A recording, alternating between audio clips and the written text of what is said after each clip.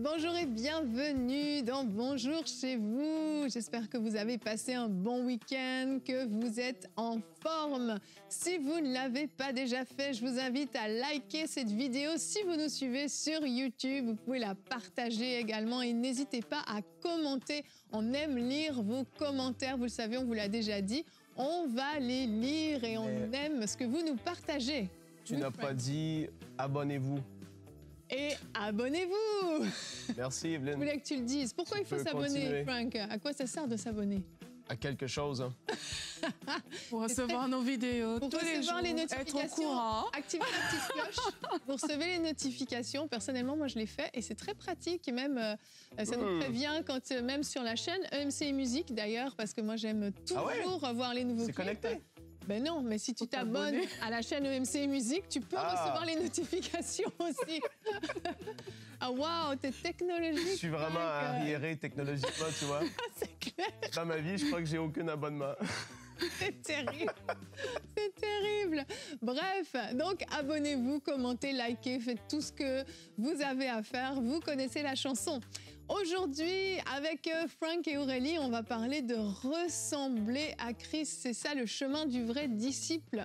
On va s'exhorter, s'encourager à être plus comme Jésus. Ça vous va pour un lundi? Beau thème. Wow, Frank, t'as l'air motivé. Hein. Je sens votre enthousiasme. C'est vrai. Moi, je trouve que c'est un très bon sujet. Oui. Merci, On aspire tous à ressembler à Jésus dans nos imperfections. Et je pense que c'est un beau sujet. Ben oui, c'est le meilleur des modèles. Belle introduction, Aurélie. Et on va voir qu'il y a dans plein de domaines, en fait, on doit lui ressembler. On va s'arrêter, on va décortiquer ensemble. Et Aurélie, tu nous parleras particulièrement de la consécration que Jésus avait sur la terre, de cette relation, comment Jésus développait et maintenait plutôt la relation avec le Père quand il était sur la terre. Oui, Jésus-Christ était sur la terre comme un homme aussi. Et on va voir comment, justement, 5 façons dont il développait, entretenait sa relation avec le Père. Très intéressant. Génial. Alors, je vous le dis, c'est une émission inspirationnelle. Le but, c'est de vous inspirer à vouloir ressembler de plus en plus à Jésus-Christ. La parole de Dieu nous y encourage. Alors, ayons le cœur disposé, le cœur ouvert, et puis soyons prêts à nous dire « Ouais, je veux aller plus loin, je veux ressembler davantage à mon Seigneur et mon Sauveur. » Et Aurélie, on terminera l'émission avec une rubrique témoignage. De qui tu nous parles aujourd'hui? De Caroline de la Nouvelle-Calédonie. Oh, ça, c'est pas du Cameroun cette fois. Oui. Merci, la Nouvelle-Calédonie. Caroline avait une blessure à la tête et on va voir comment, en regardant une de nos émissions, elle a expérimenté sa guérison. Merveilleux. Frank, depuis la Nouvelle-Calédonie, on peut nous suivre sur quel support déjà? Il y a Canal+ là-bas, hein? Canal+, Free. Free aussi. Ah oui. Et j'ai l'impression que... Non, je vais rien. Tu vas rien dire parce que t'es pas sûr. Ouais. Il y a comme 12 heures de décalage horaire avec la Nouvelle-Calédonie. C'est énorme, mais en fait, il y a beaucoup de gens qui nous suivent là-bas. Et sur le site, francophone, tout le monde peut voir comment nous suivre à partir de là-bas. Bon point, bon point. Eh bien voilà, allez, c'est parti, on commence tout de suite cette émission avec la pensée du jour.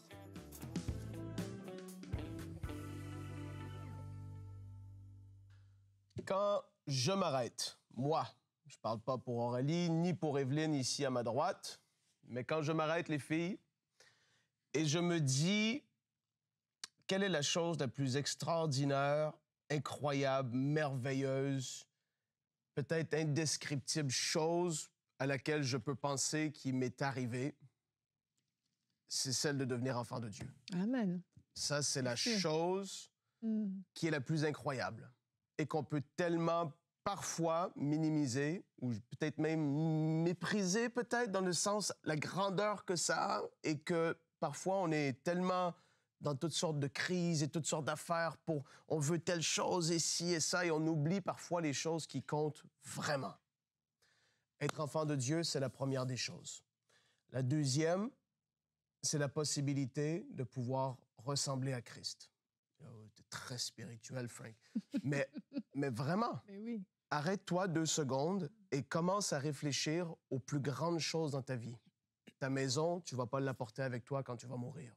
Tes voitures, ta position sociale, toutes ces choses. Et quand je me dis, j'ai la possibilité de ressembler à Christ, ici sur cette terre, c'est tellement grand. Et la parole, elle en parle partout. J'aurais pu parler de lui ressembler dans ma consécration, dans ma vie de prière précisément, dans la façon dont il a exercé avec compassion, dans la façon dont il a vécu ici-bas, rempli d'amour pour tout le monde, tellement un modèle extraordinaire. Je vais me focaliser sur un verset en particulier, Philippiens 2, versets 4 et 5, parce que c'est tellement explicite, c'est tellement direct. Et là, c'est Paul qui écrit et il dit que chacun de vous, au lieu de regarder à ses propres intérêts, regarde aussi à ceux des autres, que votre attitude soit identique à celle de Jésus-Christ. Il est le modèle par excellence. Et comment est-ce qu'on lui ressemble? En le contemplant, en se laissant façonner par l'Esprit en nous, mais je vous le dis, en le contemplant, comme dans sa présence, dans sa parole. C'est tellement spécial. Dans Luc, chapitre 24, vous pourrez aller le voir. Peut-être qu'à un moment donné, je ferai une réponse d'expert ou un truc là-dessus. Mais Jésus revenait sur la route d'Emmaüs avec les disciples et ils ne pouvaient pas savoir que c'était lui. La Bible a dit que leurs yeux étaient comme cachés de voir que c'était Jésus. Et ils étaient tout déçus, mais tu n'as pas entendu parler de ce qui s'est passé, de ce qui est arrivé et tout ça. Et Jésus, il leur dit, et la parole dit, qu'il a commencé à partir de Moïse et dans toute la parole, à leur parler de lui-même, parce que c'était lui, en fait. Mais il a commencé à se révéler partout dans la parole pour leur démontrer tout ce qui était arrivé, la mort, la résurrection, que c'était ce qui devait se faire. Mais tu vois, Jésus, il a pointé à lui-même dans sa parole. En le contemplant, lui, tu commences à lui ressembler de plus en plus.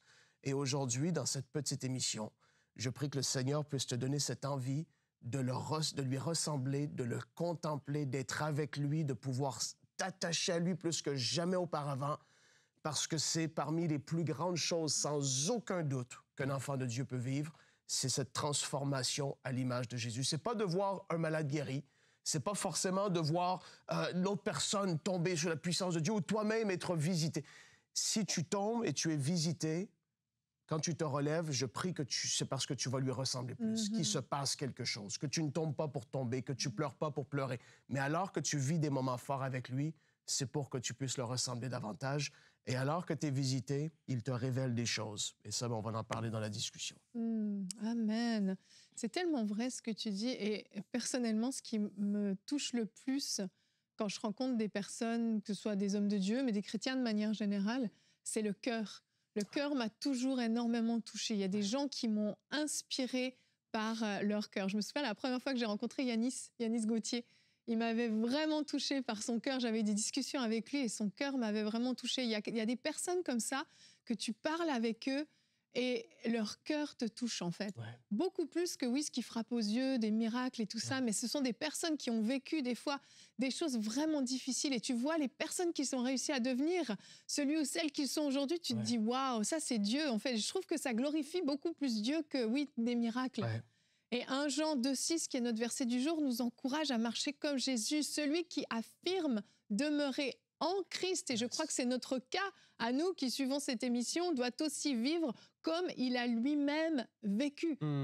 Jean nous exhorte à marcher comme Jésus. Et tu l'as dit, Frank, il y a tellement de versets qui nous encouragent à marcher comme Jésus.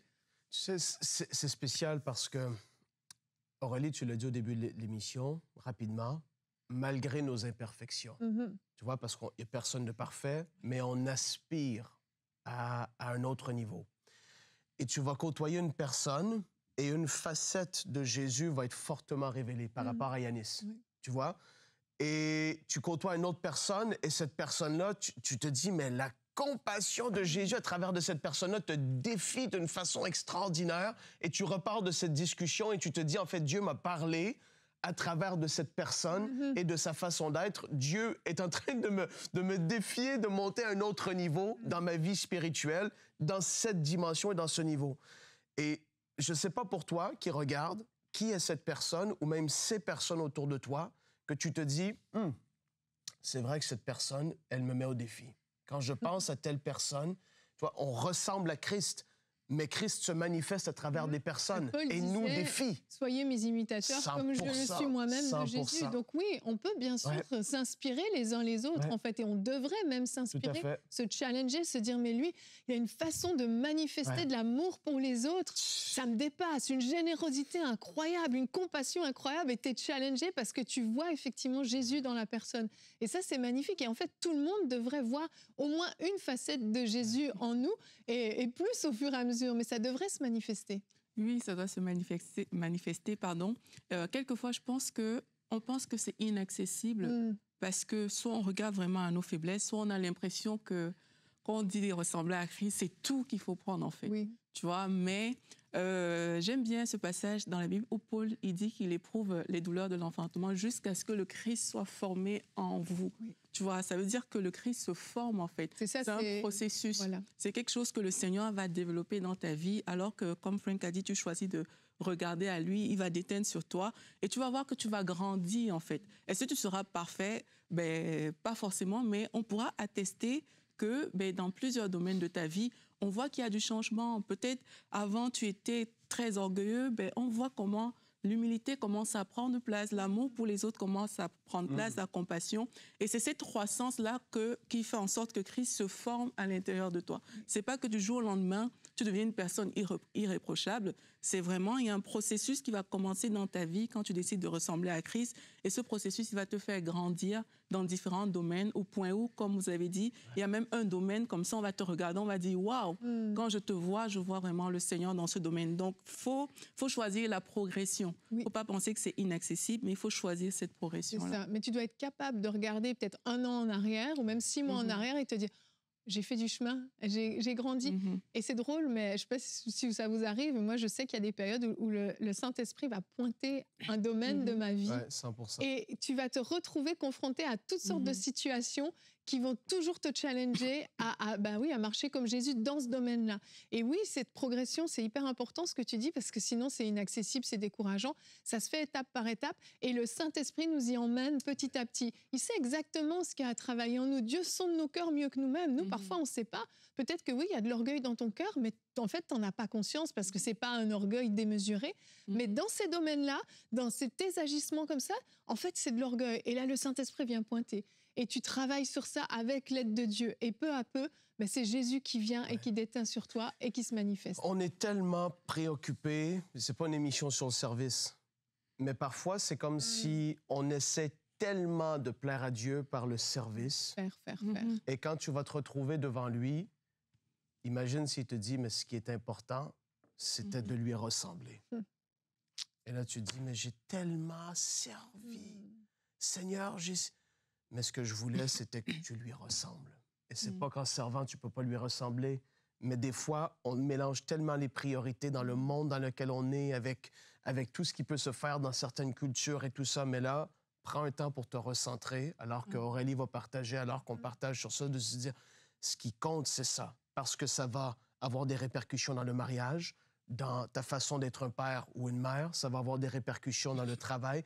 En fait, on ramène ça à l'essentiel de la vie chrétienne, d'être un disciple, de ressembler au maître. Et ça, c'est tellement précieux. Amen, amen. Et Jésus est inspirant dans plein de domaines, on l'a dit, et l'un des domaines, c'est cette relation qu'il avait avec le Père. Et des fois, c'est peut-être ce qui nous challenge le plus en tant que chrétiens, de maintenir cette relation, d'avoir une vraie relation intime et forte. Et Jésus est une grande source d'inspiration pour ça. Donc, on va voir maintenant avec Aurélie comment Jésus, lorsqu'il était sur la terre, maintenait cette relation avec le Père dans la rubrique « Réponse d'experts ».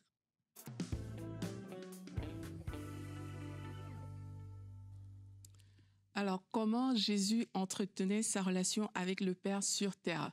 Comme j'ai dit en introduction, Jésus est Dieu, mais il était aussi pleinement homme alors qu'il était là et qu'il marchait sur la terre.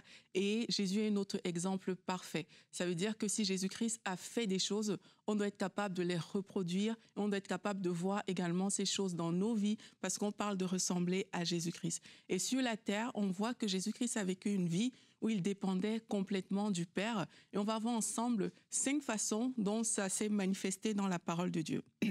La première, c'est que Jésus passait du temps seul avec Dieu dans la prière. En fait, il avait une relation privilégiée avec Dieu dans la prière. Frank vient de le dire, il vient de parler de relation. Et dans ce que Frank disait, il parlait des personnes qui servent beaucoup. Et par rapport à ça, vous voyez dans la parole, quand Dieu dit « je ne vous connais pas », en fait, je n'ai pas d'intimité avec vous. Vous avez peut-être chassé des démons, vous avez fait de belles choses, mais je n'ai pas d'intimité réelle. Je n'ai pas d'intimité profonde avec vous. Et lorsqu'on regarde la vie de Jésus, on voit qu'il avait une intimité profonde avec le Père.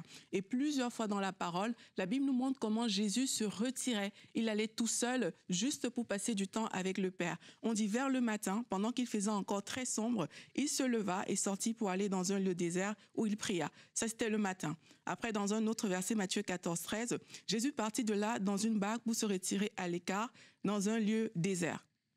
Matthieu 14, 23, quand il lui renvoyait, il monta dans la barque pour prier à l'écart et comme le soir était venu, il était là seul. On voit qu'à différents moments de sa journée, Jésus prenait souvent ce temps d'être à part. Et Jésus-Christ, sincèrement, lorsqu'on regarde à sa vie, il était poursuivi par des foules. Il opérait des miracles. Il allait de lieu en lieu. Son agenda était vraiment bouqué.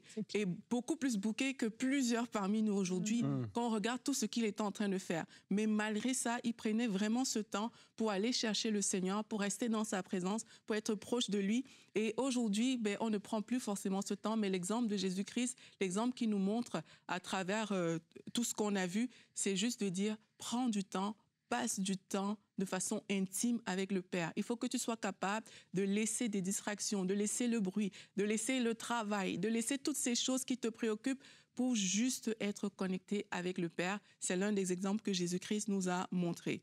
Une autre chose aussi qu'on voit dans la vie de Jésus, on voit qu'il dépendait de la direction du Saint-Esprit.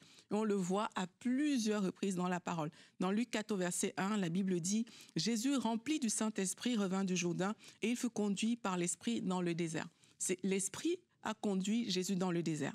Acte 10, 38. Vous savez comment Dieu a oint du Saint-Esprit et de force Jésus de Nazareth qui allait de lieu en lieu, faisant du bien et guérissant tous ceux qui étaient sous l'empire du diable, car Dieu était avec lui.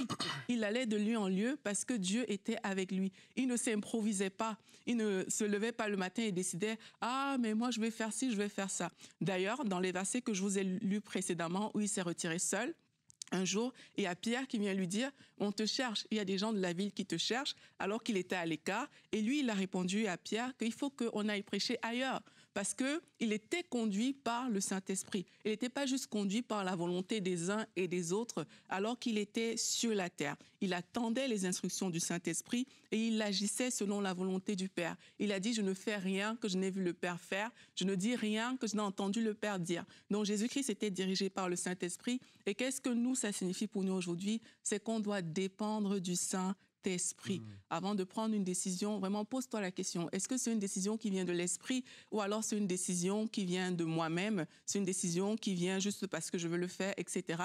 Le modèle de Jésus-Christ, en tout cas, c'est que Jésus-Christ, lui, il entend le Père, il passe du temps avec lui, il reçoit des instructions et il est dirigé par l'Esprit pour faire ce qu'il a à faire. Une autre chose aussi qui montre le lien entre Jésus-Christ et le Père, c'est que Jésus-Christ connaissait et utilisait les Écritures. En fait, les Écritures, Jésus-Christ les connaissait et ces Écritures lui permettaient de ne pas mettre en péril sa relation avec Dieu. Et ça, on le voit dans l'épisode de la tentation avec le diable, que vous pouvez lire dans Matthieu 4 ou dans Luc 4. Et toutes les fois où Jésus-Christ a répondu au diable, on voit qu'il a répondu par rapport au Père. La première fois, il dit « L'homme ne vivra pas de pain seulement, mais de toute parole qui vient de la bouche de Dieu ». La deuxième fois, il dit « Tu adoreras Dieu seul ». Il référait toujours au Père dans ses réponses. « Tu ne tenteras pas ou tu ne provoqueras pas », ça c'est la troisième fois, « l'Éternel, ton Dieu ». Ça veut dire qu'il connaissait en fait la volonté de Dieu, il connaissait les Écritures qui concernaient Dieu parce qu'il a été capable de dire ces Écritures-là alors que le diable lui-même est venu le tenter avec des Écritures. Et aujourd'hui, ce qu'on va remarquer, c'est qu'il y a plusieurs personnes, ce qu'elles connaissent des Écritures, ce n'est pas les choses que Dieu aime, c'est peut-être les promesses, ce que Dieu peut faire pour moi, mais on ne prend pas le temps de connaître ce que Dieu aime, alors que quand on lit la parole, il y a des choses que Dieu aime. Jésus sait qu'on ne provoque pas Dieu parce qu'il le connaît, parce qu'il prend le temps de l'étudier. Quand on lit la parole, nous, parfois, on s'arrête aux promesses. On ne cherche pas des versets comme dans Proverbes qui disent « Il y a 6 choses que est l'Éternel et même celle qu'il déteste. Tu vois, on ne va pas chercher ce genre de verset-là. Et du coup, on va vivre notre vie et on ne sait pas que l'ignorance de ce que Dieu aime fait en sorte que notre relation avec lui peut être altérée. Donc aujourd'hui, je nous encourage aussi à chercher Dieu dans les Écritures, à développer cette relation parce que Jésus-Christ nous montre qu'il savait ce qui était dans le cœur du Père et ce que le Père aimait. Une autre chose aussi qu'on voit dans la vie de Jésus-Christ par rapport au Père, c'est qu'il restait obéissant et soumis à Dieu jusqu'au bout. Il a été obéissant et soumis au Père. Dans Hébreux 10 au verset 5, la Bible dit, c'est pourquoi Christ, entrant dans le monde, dit, tu n'as voulu ni sacrifice ni offrande, mais tu m'as formé un corps. Tu n'as pas agréé des holocaustes, des sacrifices. Alors j'ai dit, voici, je viens pour faire, ô Dieu, ta volonté. Jésus-Christ était concerné par la volonté du Père. Et même lorsqu'il était sur le chemin de Gethsémani, à Gethsémani, vous le savez, il a dit, non pas ma volonté, mais la tienne. Et on voit que c'était difficile, en fait, à Gethsémani. C'est que malgré la difficulté, Jésus-Christ, par rapport à sa relation avec le Père, il a toujours choisi sa relation avec le Père. Il a toujours choisi d'obéir aux instructions de Dieu. Il a toujours choisi le Père, même si ça lui coûtait quelque chose de difficile. Et aujourd'hui, dans nos vies à nous, parfois Dieu nous demande des choses qui nous semblent difficiles, mais parfois on ne choisit pas le Père. Parce qu'on dit, ah mais c'est trop dur, c'est trop compliqué. Dieu t'a peut-être demandé de pardonner, Dieu t'a peut-être demandé d'attendre, il t'a peut-être demandé d'abandonner quelque chose, peut-être même il t'a demandé de faire certaines choses qu'on ne comprend pas forcément autour de toi, et toi, tu vas peut-être choisir de ne pas le faire parce que tu ne regardes pas, tu ne privilégies pas cette relation avec le Père. Mais aujourd'hui, on veut t'encourager, quel que soit ce que le Seigneur te demande de faire, prends le pas comme Jésus-Christ, même si ça te semble difficile, obéis à Dieu parce que c'est l'exemple de Jésus-Christ. Et en dernier lieu, on peut voir que Jésus-Christ vivait aussi dans une relation d'amour et de confiance avec le Père. Moi, j'aime beaucoup, parfois je lis Jean 17. Et quand je lis Jean 17, je vois souvent comment, pour moi, la façon dont ça me parle, c'est cette proximité. On ressent une proximité entre Jésus et le Père lorsqu'il est en train de parler dans cette prière sacerdotale. On ressent aussi un lien de confiance qu'il y a entre les deux. Et on voit vraiment que c'était une relation d'amour, une relation de confiance entre tous les deux, où ils peuvent se dire des choses, ils peuvent se parler simplement, comme Jésus-Christ est en train de faire dans cette prière-là. Et on voit aussi même que le Père, lui, il atteste que celui-ci est mon fils bien-aimé. Ça aussi, on le voit dans les Écritures. C'est qu'il y a une relation d'amour entre eux. Et devant le tombeau de Lazare, il y a aussi cette phrase de Jésus qui m'interpelle, où il dit, pour moi, je sais que tu m'exauces toujours. Il y a quelque chose entre eux. Il sait que il exauce toujours, mais bon, il le dit pour les gens autour. Mais si c'était que lui et le Père, il sait que dans notre relation, tu m'exauces toujours. Il y a un lien de confiance.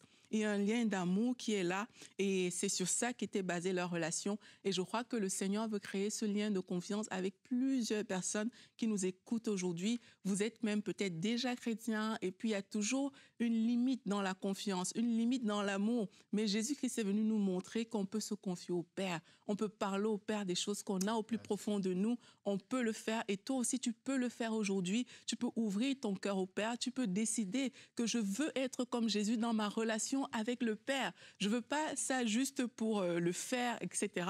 Mais juste dans ma relation avec le Père, juste dans mon intimité avec Dieu, je veux avoir cette relation comme Jésus-Christ avait avec le Père. Et la Bible dit que Dieu se laisse trouver par ceux qui le cherchent de tout leur cœur. Donc, si c'est ton désir, le Seigneur, alors que tu t'approches de lui, il est là, il t'attend, il se laissera trouver par toi. Amen.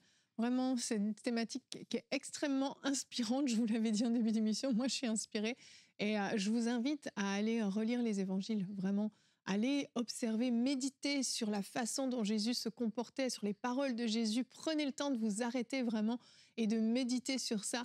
Ça va vous pousser à aller de gloire en gloire. Et je vous le rappelle, on est dans le défi 21 jours sans plainte. Ah oui, je l'avais oublié. Je vous le rappelle, ça aussi, ça peut aider à ressembler à Christ. Il ne se plaignait pas et pourtant c'était difficile, c'était lourd, il était fatigué, mais il ne se plaignait pas. Ça aussi, ça nous inspire. Allez, on continue avec la rubrique témoignage.